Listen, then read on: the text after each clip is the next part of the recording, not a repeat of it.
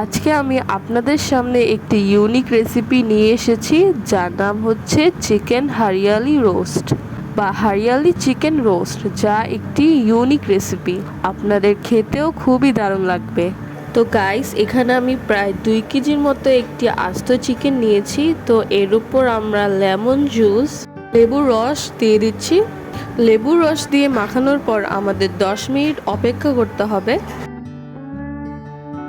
তো এর মধ্যে আমি প্রায় 2 চামচের মতো গুঁড়ো মরিচ মাখিয়ে নিচ্ছি। একদম পিঠ ও পিঠ সব সাইডগুলো ভালো করে মেরিনেট করে নিব। আপনারা দেখতেই পাচ্ছেন এখানে আমি মুরগির গায়ের উপর দাগ করে নিয়েছি, যাতে মশলাগুলো যেতে কোনো প্রবলেম না হয়। আপনারাও সেম প্রসেসেই করবেন। তো এর ওপর 1 চামচের মতো আদা বাটা দিয়ে দিচ্ছি। আমি কিন্তু 2 পিঠ মিলিয়ে 2 চামচ আদা বাটা দিয়েছি। এখানে আদা বাটার পরিমাণটা একটু বেশি ইউজ করেছি, যাতে কোনো গন্ধ না আসে। তো এর মধ্যে জিরার গুঁড়ো 1 চামচের মতো মিশিয়ে নিচ্ছি। মুরগি মাংসটা ভালো করে ম্যারিনেট করতে হবে মশলার সাথে। তো এর উপর ম্যাজিক মশলাও দিয়ে দিলাম 1 চামচের মতো, জাস্ট স্বাদ বাড়ানোর জন্য। তো আপনারা দেখতেই পাচ্ছেন আমি এখানে একটি সুতার সাহায্যে ভালো করে বেঁধে নিয়েছি।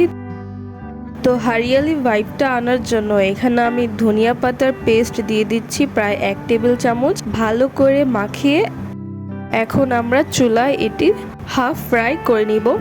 আপনারা কিন্তু মুরগিটি আবার ডিপ ফ্রাই করতে যাবেন না, তাহলে কিন্তু রেসিপিটি ফুললি হবে না। তো আমি দেখতেই পাচ্ছেন আপনারা যে আমি কতটুকু তেল ইউজ করেছি এখানে।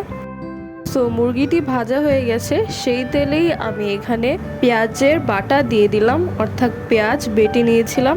তো এখানে 1 চামচ গুঁড়ো মরিচ, 1 চামচ হলুদ এর মধ্যে দিয়ে দিলাম।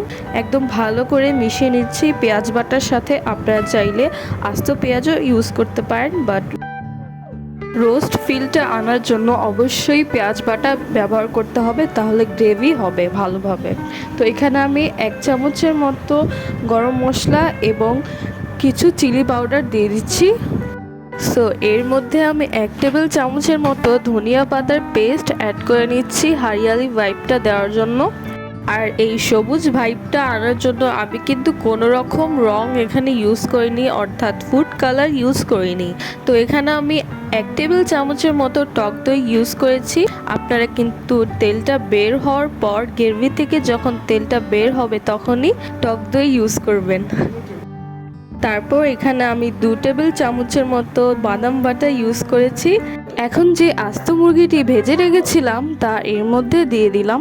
তো গ্রেভির সাথে ভালো করে আস্ত মুরগিটি মেশাতে হবে।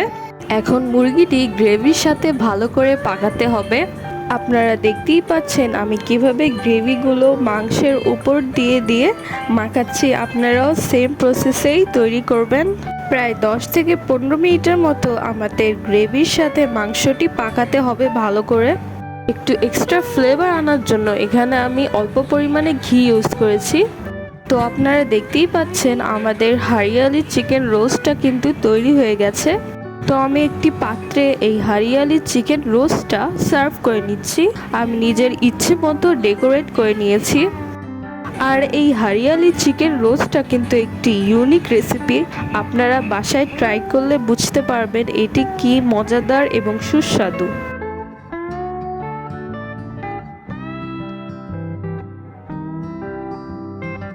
তো আশা করি আপনাদের ভিডিওটি ভালো লেগেছে।